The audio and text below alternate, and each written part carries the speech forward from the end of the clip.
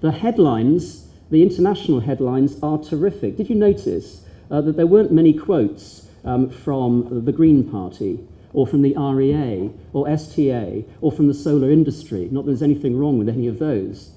It was quotes from other people. Other people are getting it. Did you read the Deutsche Bank report recently? Deutsche Bank, they've got nothing to do with solar, have they? Yes, they have. They published a report saying, indeed, solar is big. It is already cheap. It's going to be cheaper than coal in 18 months. That's the context.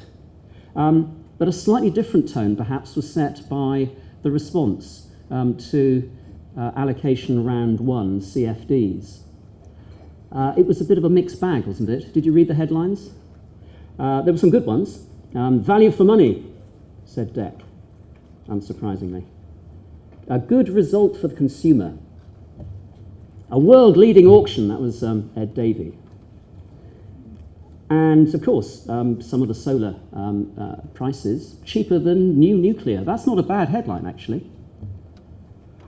But it wasn't universally positive.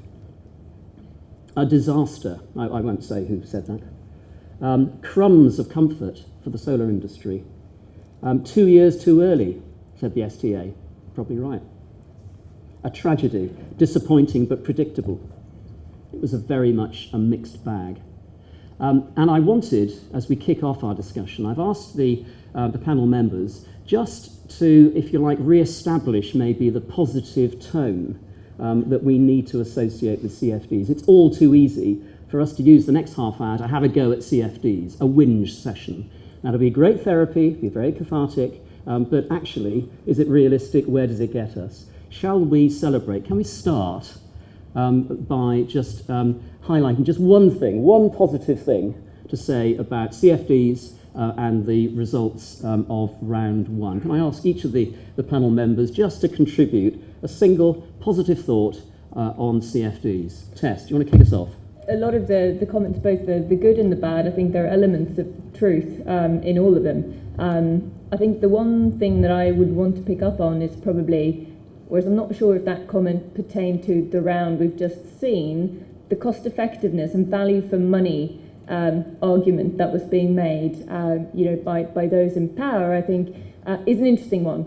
I'm not sure if we're exactly getting the most out of that at the moment, but my good thing about the CfDs is I think it does set the scene, and I think a very complex but in many ways well thought out system has been put in place for us. And now that solar has frankly pretty much grown up. I mean, we're still maybe a slightly spotty teenager, but I think we're getting there. And I think in a scenario like that, to be able to play on the open field with the other technologies and show that we can hold our own and really become a kind of serious, self-standing part of the energy mix, that doesn't need to have a special little nice-to-have quota set for it, but can play for an overall kind of pot of public investment in low-carbon electricity generation. I think that's an important opportunity.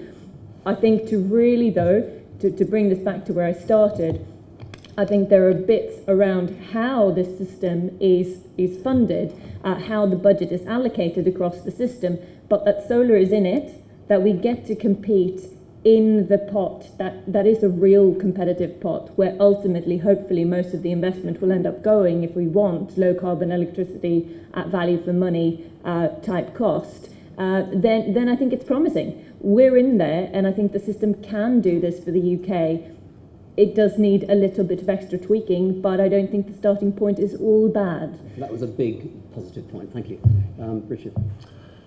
I think the key thing from the investment point of view is that if you win one of these projects and you build it, they should attract strong demand from investors for two reasons. Firstly, the removal of the merchant risk or market risk in comparison to the RO.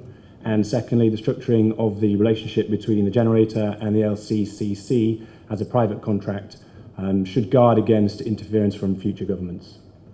And why is a private contract so important?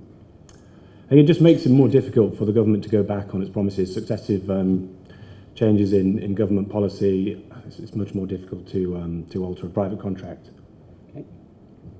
Tim, PPAs, positive in the light of CfDs? Yeah, certainly from the PPA side, it's got a lot easier. I mean, the contract should be less complicated, so there's certainly less risk of offtake. You've got a nice, strong government-backed counterparty on the underpinning the CfD.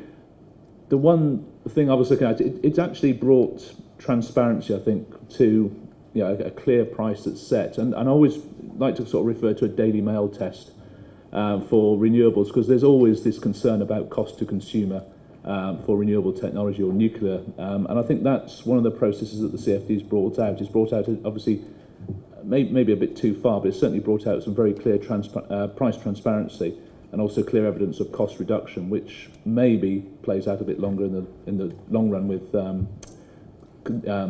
the industry not being bashed so much about unfair subsidies. Thank you. Just a quick recap, I suppose, and this is just a 30-second sort of legal overview. Is it a prize worth playing for? There are only 5 projects, only 5 solar projects that got a CfD in round 1. They've been whittled down to 3. Because the ones that were granted for this year are not being built out, as most of you will know. That only leaves 38 megawatts being built out. That's hardly transformational for an industry. And that's a bit of a down note. But why apply? Is it worth applying? Is it worth going for? What's the prize? Why are these things so good? Some of the advantages have been alluded to, but just as a quick reminder, removing the wholesale electricity price exposure, that's something that the industry, intermittent renewables, has struggled with for years. There's no rock price volatility. Recycling fund has gone. You don't have to cope with that. Recycling benefit delay has been removed. Faster settlement, much faster settlement, much easier to understand. Contract standardisation, it may be 400 pages or whatever, but once you've read it once, you probably don't need to read too much of it again. It will stand, it won't be negotiated, take it or leave it. There it is. It's a solid contract which will become increasingly financeable.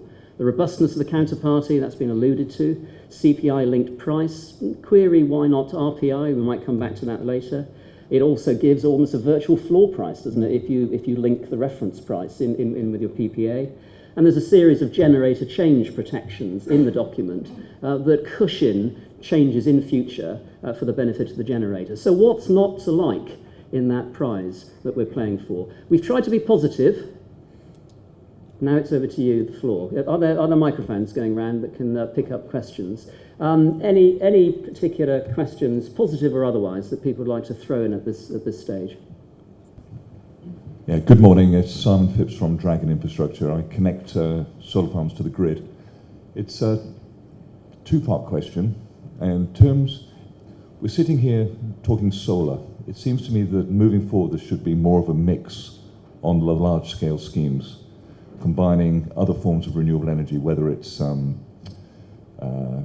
biomass or wind and solar and storage. So the question is, is there much of a benefit if you can guarantee a PPA output, if you like? Is there much more money to be made if you can guarantee the level of export from a site through controlling it, energy storage and the like? And is it possible, if you have a mix of technologies on a site, to bid for CfDs? Okay, thank you for that. Should we take 1 or 2 other ones, and then we can deal with 2 or 3 questions together? There was another hand up just to the right. Thank you. Jonathan Scurlock, National Farmers Union, renewable energy specialist. Did DEC get the non-delivery disincentive completely wrong? It seems to be an extremely weak sanction. And is there anything that we think they could be doing now to try and provide a rather more secure bidding environment? Thank you. Perhaps one more, and then we'll attempt to answer the questions. Any other hands up at this stage? Yep.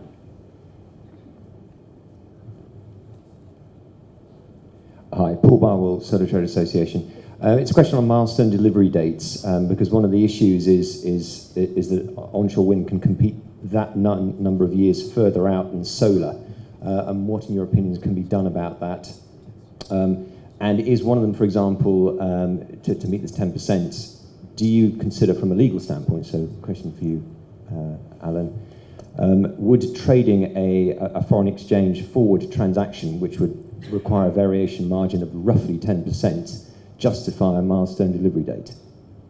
PPA output. I think that's probably one for you, Tim. It's to what extent, if you can guarantee what you're going to deliver on a half-hourly basis, to what extent are you going to give a fantastic price, a much better price than the prices you offer for intermittent renewables? Well, the obvious answer is yes, there is value for delivering when you promise.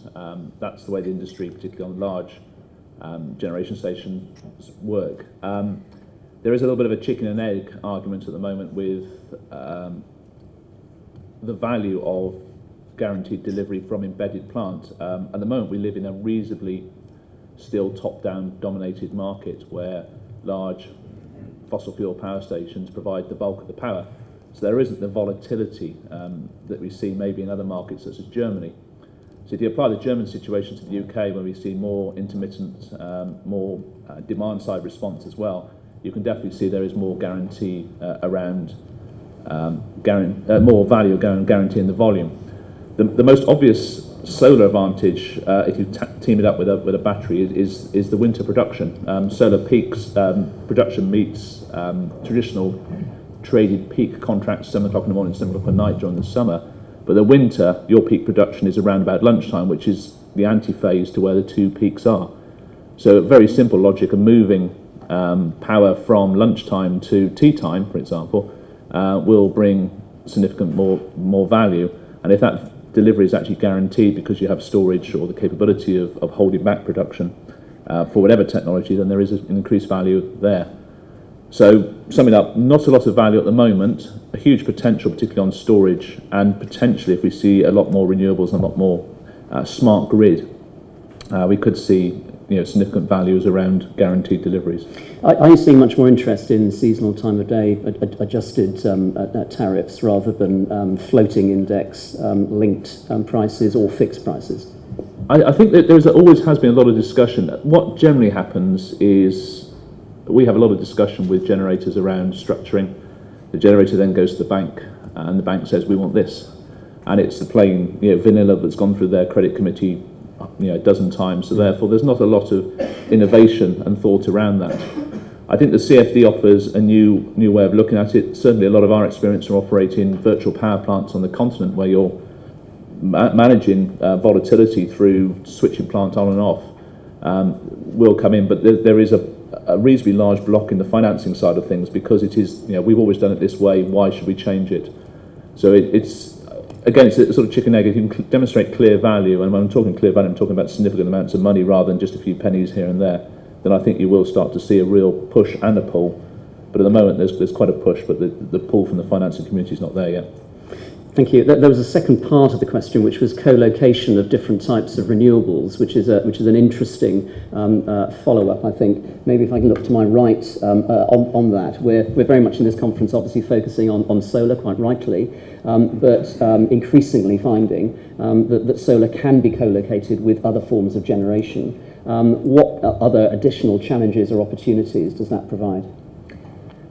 I mean, I think it's a slightly in some ways bifurcated question, I'd say, in terms of its answer, that it certainly is starting to look very attractive on a kind of, if we forget about the subsidy regime itself, to combine variable generation with something like storage. It's kind of obvious and intuitive benefit that you can switch, the times at which you're delivering into the grid and have a great degree of control of that. Particularly with costs coming down, as Nick's slides before was showing. I think that the slight trickiness about incentivizing that at the moment when we're heading for larger scale projects as we're heading into the CfD is that obviously the premise of that is slightly different.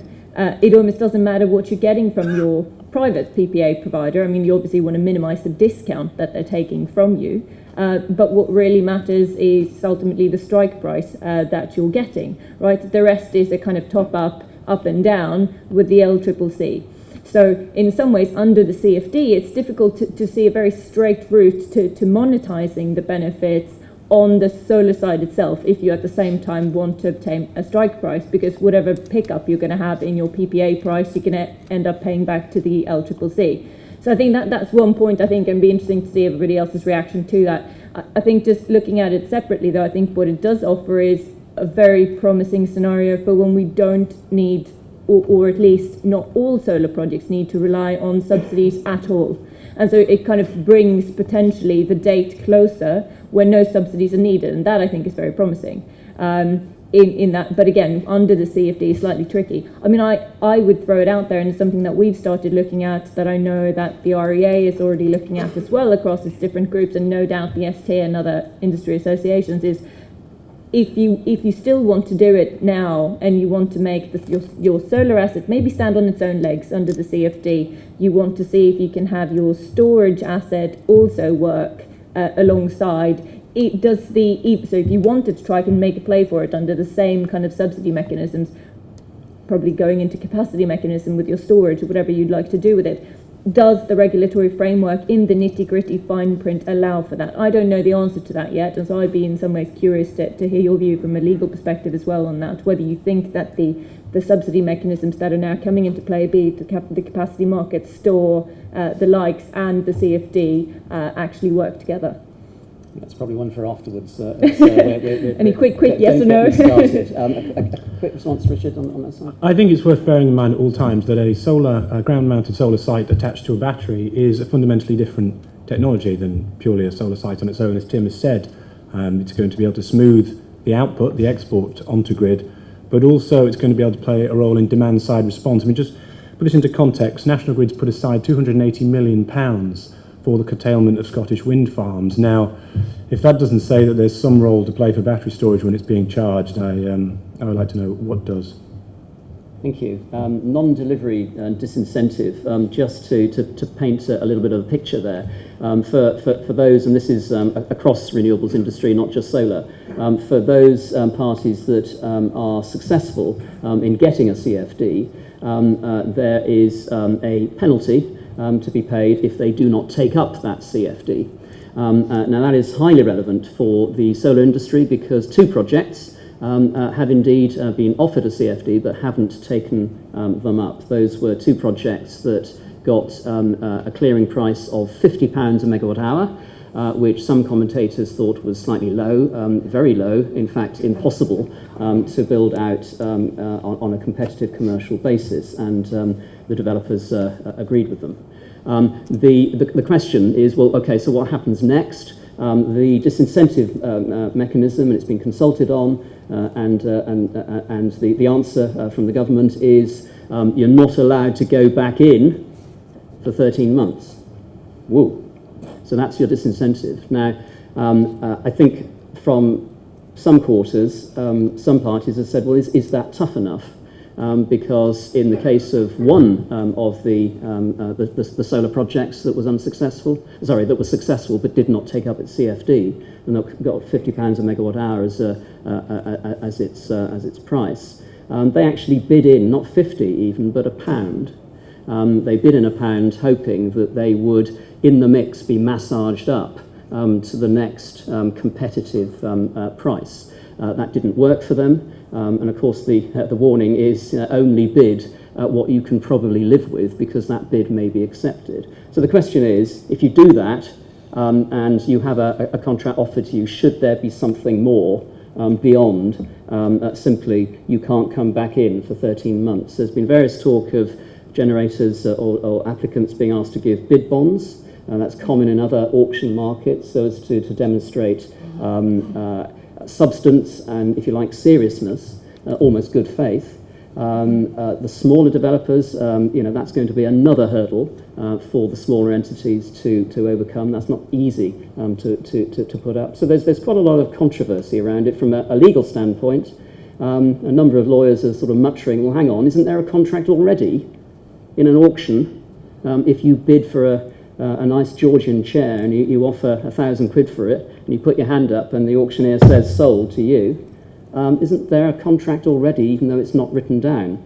And I think there's been a bit of a fudge, if you like, letting off people who said they would take up a contract and have not. And in terms of the precedent it sets, it is perhaps an interesting precedent being looked at, maybe even relied upon by other renewables technologies. I've gone on rather too long on the non-delivery disincentive mechanism, so perhaps we'll move on to the final point, which was Paul's excellent question on.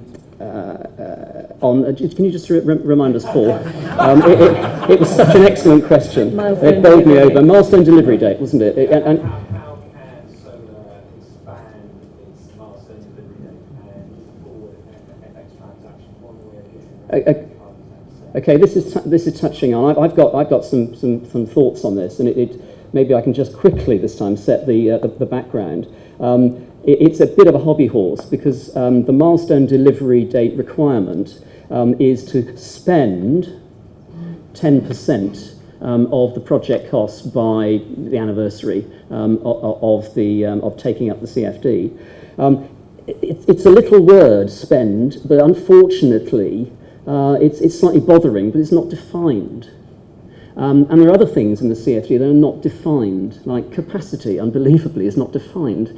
So you're not quite sure whether it's gross or net. And there are things to be tweaked, quite important things to be tweaked. And indeed, if you have a CfD and want to know how much you have to spend by the first anniversary, then is it sufficient to say, you've got to have written out a cheque and handed over the cash?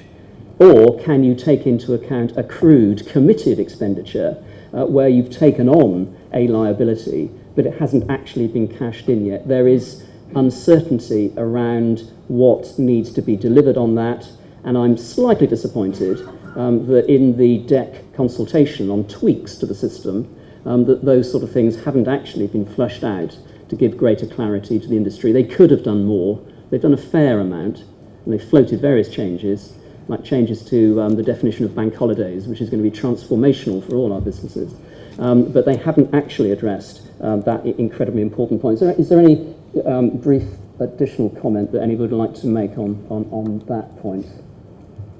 Necessarily. I guess an open question from I guess my perspective, I don't have the answer, but is would payment of the development price or the premium count, or does it have to be somehow, hardware orders?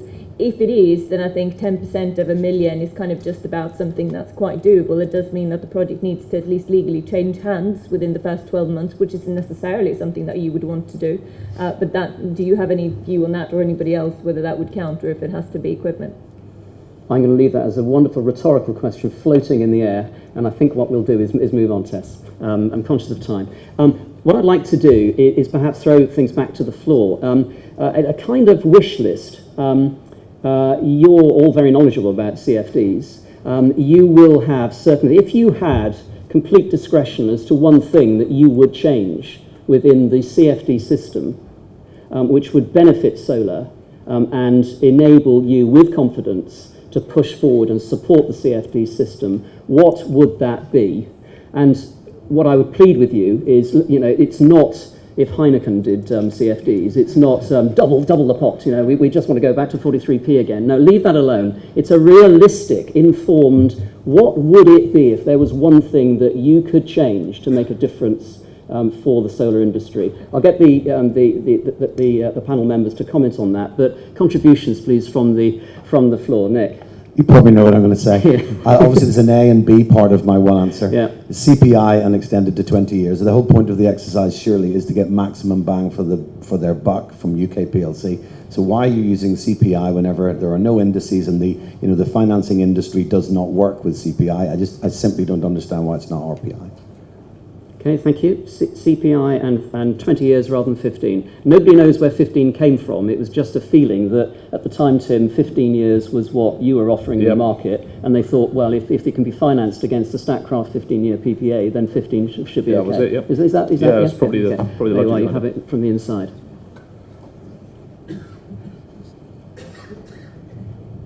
Jonathan Selwyn, Lark Energy. One really for the smaller developers, which is a biannual auction rather than a single annual auction.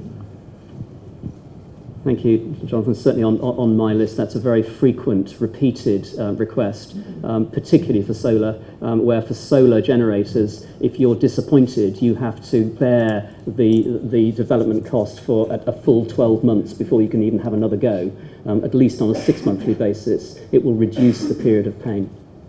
Thank you. Other hands?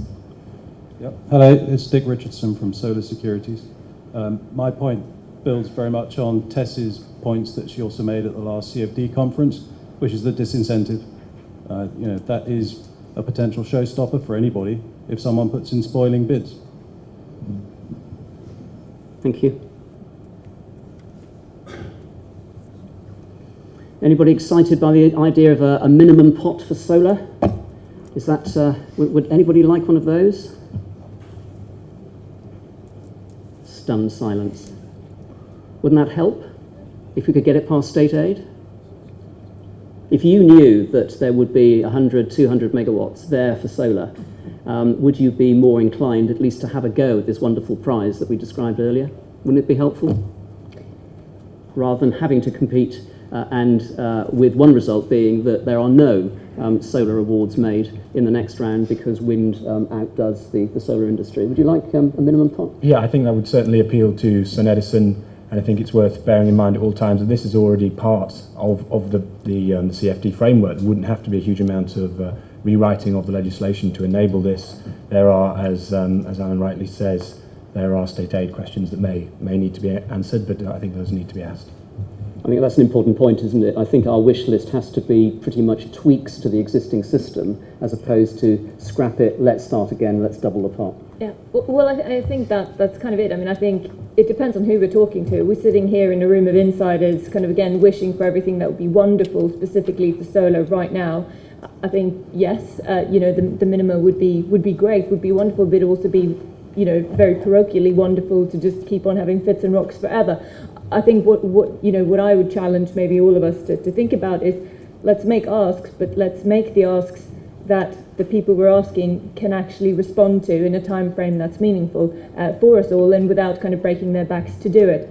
From that perspective, I think, an interesting ask, if I had to pick one, kind of all the small practical details aside, would be we've got an auction system.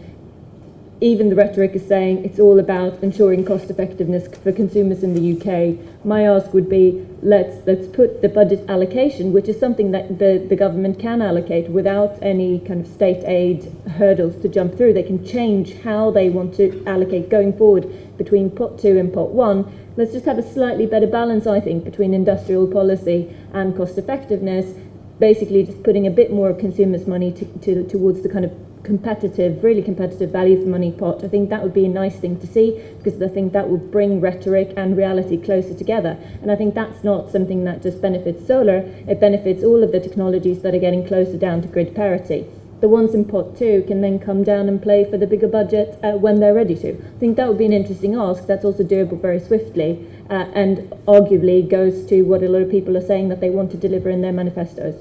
Thank you. Can we go out to the floor again? I noticed a hand going up, which I wasn't able to take earlier. Any fresh hands? Yes.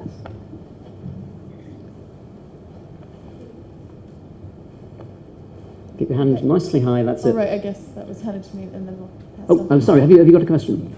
They just handed it to me because I raised my hand. But Fantastic. Well, let's take two questions. okay? Okay. Well, no, I think it's a great point that Tess raises on the minimum, but at the same time, when we're looking at election period and these kind of things, obviously there's a lot up in the air, and we can see what happens going forward. But looking at the Conservative Party's manifesto, we see that onshore wind is completely removed from subsidies, and with their comments on how they've already looked at it from a state aid perspective as well, they feel confident that they can go ahead and do that. So why would we ask for a minimum when we could have the rest of the pot? And then beyond that, not only a minimum, but why not lobby for maybe the potential of putting everyone on the same playing field? We're at a wish list stage in a lot of ways with the election, and so it will allow us to kind of raise some of these issues as they do have the controls Tess mentioned to make those changes. So a minima actually could really kind of hold us back. Okay, and it's probably worth saying as a comment, is this a good time to be asking for change? Well, the Environment and Climate Change Committee of the House and Commons, has looked at and is looking at the results of the first round and has charged DEC, has been quite positive about some of the things that have happened, but has charged DEC with, to go back and to look at changes that could be made to improve the system. And certainly the role of the smaller player, they've challenged, look at that. They've looked at possibly biannual allocations. And indeed, therefore, in a sense, there's a process going through. They've charged DEC to come up with new ideas by the end of August. Is that an invitation for the industry to engage? Well, yes, it is, even though there may not be a formal consultation to engage with. Ian Beath at Renewable Power. If there were a pre-bid phase, it could be possible for the government to set the pot to ensure competition and therefore value for consumers without wasting all the effort and opportunity of deploying renewable energy. So that's just one thought, really. Thank you. Any other thoughts from the panel on their realistic wish list for the next round or rounds to come? Oh, I'm sorry, I missed a hand over there, behind the screen, unfortunately.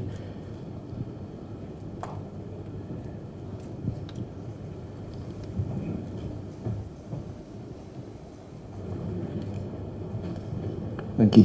Guy Beasley, Solar Century. Could we go for more than one bidding round for the CfDs? Have them biannually? Have 6-month deadline to accept or lose your capacity? Okay, thank you. Good thought. Now can I pass back to the panel for, I suppose, Tom, their sort of final thoughts, would it be? Yeah, I was giving you a bit of slack because we'd overrun a bit. That's kind. So I think if you've got another 5 minutes. 5 minutes, that's fine. Well, some closing thoughts then, I think, from panel members. Tim, do you want to kick off? I think it's been quite interesting actually hearing everybody's thoughts. I think the one thing that I struggle with is the actual visibility of, and from a planning point of view, Statkraft is a hydropower company by its DNA, so we're quite used to long-term planning. We talk about long-term as 50 years plus.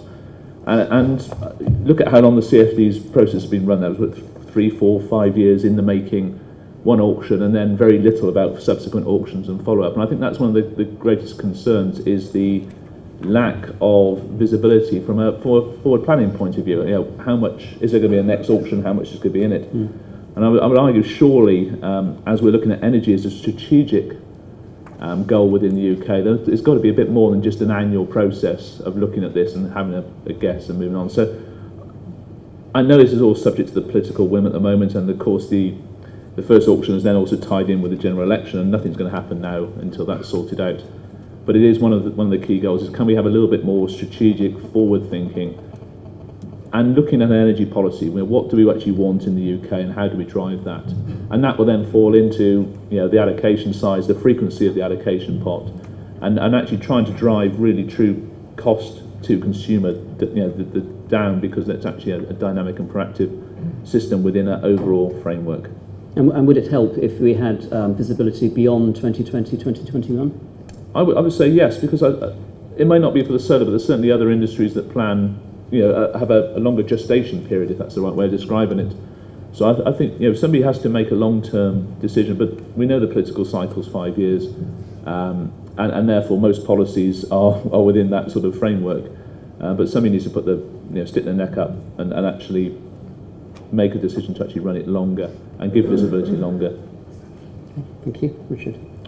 I think the CfD process has come a long way in a reasonably short period of time. If you look back in its early design phase, there was so much concern about there actually being a PPA market to support the CfD regime that they designed and implemented something called the off-taker of last resort.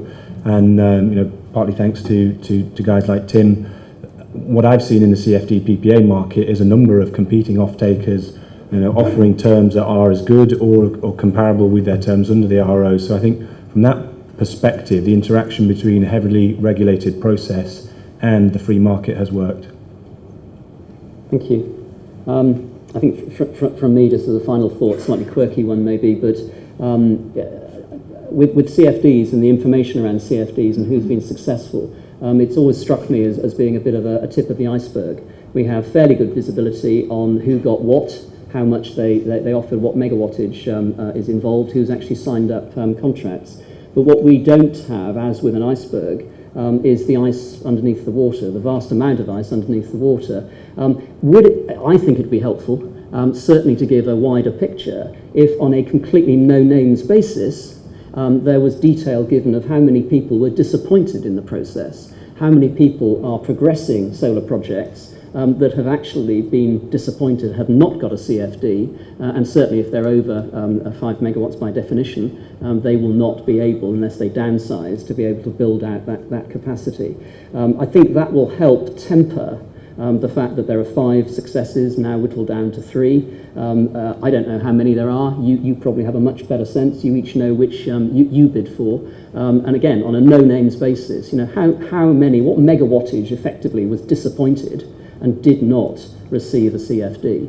Hopefully, as the years go by, that number will dwindle as we glide towards grid parity, in that wonderful phrase. But over the next few auctions, I think that would be a very interesting piece of information to help temper the sense that DEC may have, or others may have, that this has been a world-leading auction, fantastically successful, and everybody's happy with it. Thank you. Shall we move on?